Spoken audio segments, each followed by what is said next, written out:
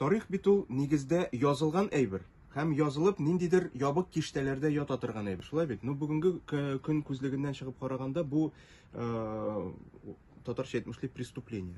Безнең тарихыбыз сурәтләнгән булырга тиеш.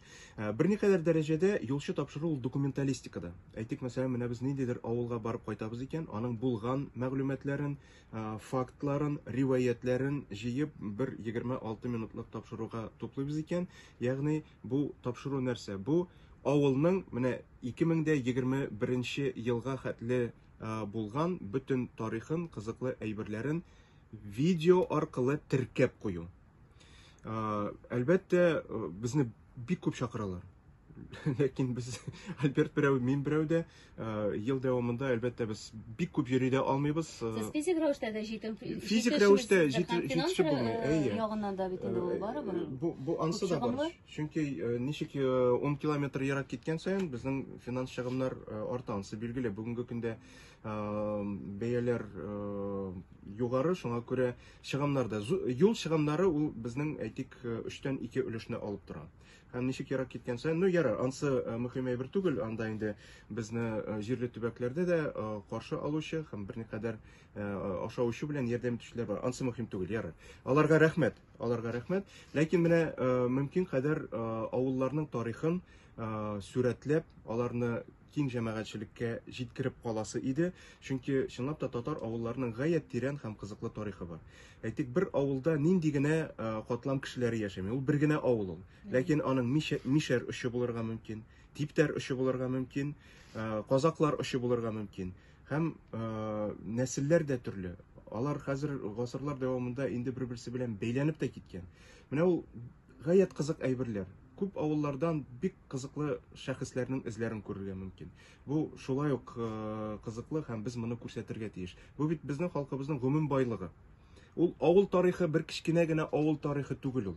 Кичкенә авылның тарихын бер кичкенә генә әйбер дип кабул итәргә ярамый. Ул безнең гомумән зур милләтебезнең менә кичкенә тарих, менә шулай бик матур сүз әйттең, шылбыр кебек үрелеп барыла. Һәм әйтик, мәсәлән, Башкортстандагы авылларның турыдан-туры Татарстандагы авыллар белән бәйләнеше бит инде. Ул үзенә күрә бер әйбер. Менә актарына торгач, нинди мәгълүматкә тап булдым. Менә безнең бик зур хыялыбыз Сахалинга бару. Чөнки анда Сахалин татарлары әле алар инде күбесе хәзер өлкән яшьтә, алар үлеп беткәнче, вафат булганчы анда барып кайтып, аларның истәлекләрен яздырып калдырасы иде. Һәм менә нинди кызыклы әйбер. Казан артыннан, Казан арты феномены турында без барыбыз да беләбез бит инде. Иван Грозный Казанны яулап алганнан соң, бөтен интеллигенция, дин, мәдәният, мәгърифәт Казан артына күчә. Һәм берникадәр вакыт узганнан соң инде, анда 19 гасырында, аеруча 20 гасырның 20 елларында күп кенә имамнар, күп кенә белгечләр, күп кенә укымышлы кешеләр Сибир якларына китергә мәҗбүр була бит инде, аларны кысып чыгаралар. Һәм шул исәптән менә Дөбьяз ягыннан, Кукмара ягыннан бик күп китүчеләр булган Сахалинга. Алар анда утырганнар, зинданда, ләкин зинданнан чыкканнан соң аларга инде материкка кире кайту рөхсәт ителмәгән. Киресенчә, аларның гаиләләре моннан күченеп, шунда китеп калырга мәҗбүр булганнар. Шуңа күрә һәр менә Сахалин картасын без ачып карыйбыз икән, анда бик күп татар топонимнары бар. Татарский проливны бөтенебез беләбез инде да. Ул иң зур проливларның берсе. Татар тавы бар анда. Аракүл дигән елга бар анда. Сахалин картасын зурайтып карасагыз, ике күл арасында елга. Аның атамасы Аракүл. Ул бит инде менә безнең. Анда ике мөселман зираты. Анда берничә татар авылы булган. Татарлар анда барып төпләнгәч, башка төбәкләрдән, әйтик, менә Урта Азиядан килгән мөселманнар, үзбәкләр, шул таҗиклар булсын да, алар инде кайда урнашканнар? Татарлар янына барып урнашканнар. Чөнки алар да мөселман. Дин берләштергән. Татарларны, башкортларны, үзбәк, таҗик, казакларны дин берләштергән. Һәм алар анда күмәкләшеп, бергә ничектер менә режимга, авыр табигать шартларын онытмаска тиешбез. Авыр табигать шартларына яраклашырга тырышкан. Менә шушы истәлекләрне барып төшерәсе иде. Чөнки Сахалиндагы инде менә яңа буын татарлар, алар бик тиз урыслаша бар, кызганычка каршы. Ну, шартлар шундый, біз аларны гаип итә алмыйбыз монда. Тормыш шундый, шартлар шундый, шуңа күрә урыслашу процессы. Беләсең, моннан соң элемтә эзелмәсә, бәлки менә моны ничек тә булса кичектереп тә булыр иде. Әгәр дә без элемтәдә торсак, менә шулай итеп, аларда кызыксыну уятсак, безнең милләтебезгә һәм тагын да шулай, чөнки өлкән буыннар алар менә бу күчеш процессларны, килеп урнашу вакытындагы авыр тормыш нужаларын алар үз күзләре белән күргән, сизгән. Яңа буын, балалар, оныклар, алар инде аның хәтле нечкәлекләренә керешеп, тәмле иттереп, нужаны да тәмле иттереп сөйләргә була. Тәмле иттереп сөйли алмаслар дип куркабыз без. Беләсеңме, менә мин уйлыйм, мәктәптә укганда шәхсән мин үзем тарих белән бик кызыксынмадым. Ни өчен дигәндә, чөнки тарих минем өчен бәлки ул катлаулы булгандыр, һәм бәлки кызыксыз итеп җиткергәннәрдер аны безгә. Чөнки дәреслекләр ул заманда безгә ничектер теге шулай формалаштырылган иде, менә тарих менә шулай булган, без аны өйрәнергә тиеш. Фәнни тел белән, әйе. Менә хәзерге яшь буында, мәсәлән, әйтик, кызыксыну уятыр өчен һәм алар үзләренең килеп чыгышларын белер өчен, кайсы милләттән булганнарын, телнең ничек барлыкка килгәннәрен белер өчен, моның өчен менә нәкъ сезнең кебек кызык итеп сөйли белүчеләр һәм тәкъдим итә белүчеләр галимнәр арасында катлаулы итеп аңлаталар. Минем әйтәсем килә, шәхсән менә минем фикерем, әйме. Менә сез шул кадәр гади итеп, халыкка аңлаешлы итеп җиткерәсез. Чыннан да тарих бит ул катлаулы фән. Бүгенге көндә менә аны ничектер җиңеләйтебрәк тәкъдим итеп кирәктер бәлки. Монда Айгөл, фактологиягә җиңел карау түгел. Без бу хакта сүз йөртмибез. Фактологиягә җиңел карарга ярамый. Аны җентекләп һәр яктан тикшереп кирәк. Ләкин тарихның теле бүгенге көндә әлбәттә халык мәнфәгатьләренә яраклашырга тиеш. Аның заманасы бүген бик тиз үзгәрә торган. Әлбәттә бүген калын тарих китапларын, гафу итегез, укып утыручы сирәк. Ләкин инде яшь буында менә бездән соң безнең балаларга алар гомумән икенче фикерләүдә. Әле без синең белән ниндидер тарихи әйберләр белән кызыксынабыз. Аларның башында гомумән икенче әйбер. Менә аларга тарихны сеңдерер өчен монда инде гомумән супер заманча алымнар, методлар кулланылырга тиеш дип уйлыйм мин.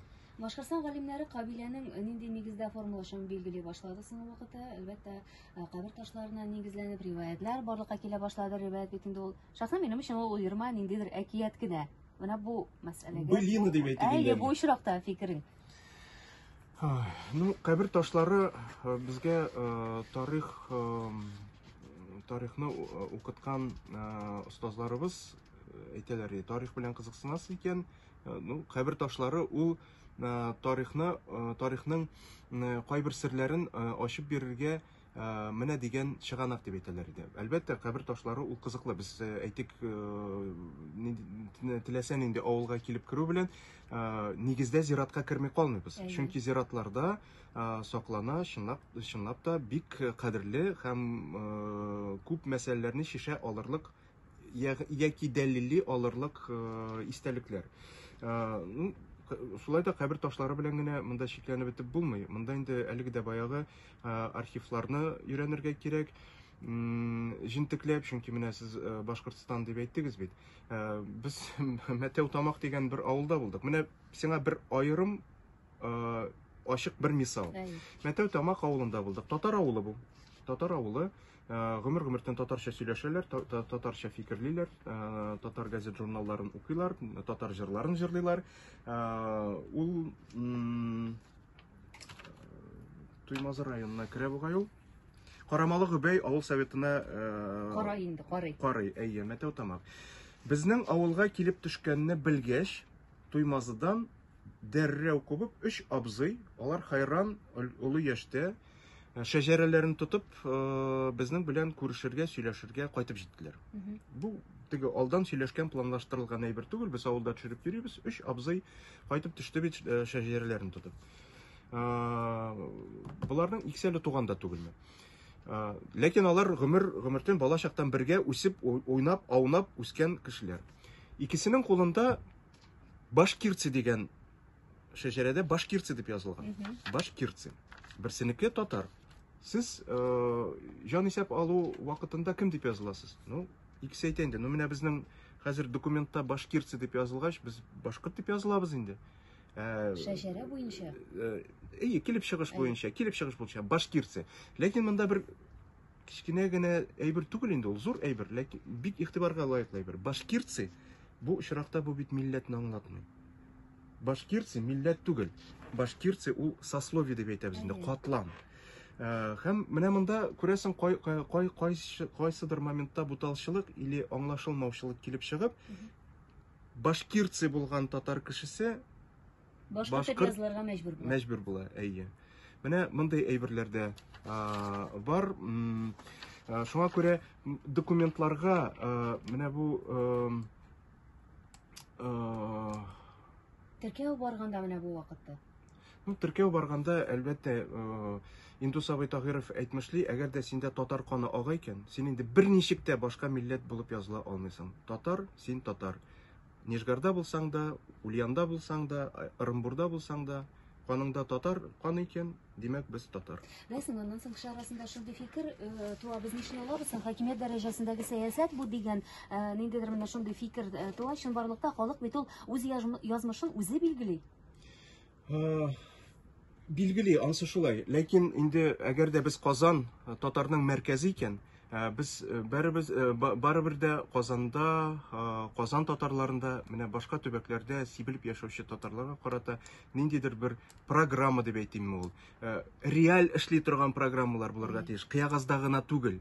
Ниндидер анда концептлар гына түгел. Алар менә авылларда халык ничек чын барлыкта яши, алар менә ул программалар ул чын барлыкка таянырга тиеш. Менә бу очракта әлбәттә безнең әле киләчәгебез бардыр дип уйлыйм мин. Менә шушы яхшы нотада бүгенге саубуллашабыз, чөнки вакытыбыз бик чикле, без әлбәттә бик узак итеп сөйләшеп утырыр идем мин синең белән, чөнки тыңлаучыларыбыз да сагынганнар, тавышыңны ишетергә бик шатбыз дип язучылар бар. Рәхмәт, менә шундый милләт җанлы һәм милләтебез өчен эшләүче улларыбыз булганда, кызларыбыз булганда, безнең телебез дә үлмәячәк, үзебез дә яшәячәкбез. Алла бирсә һәм әлбәттә инде безнең киләчәгебез өметле булачак.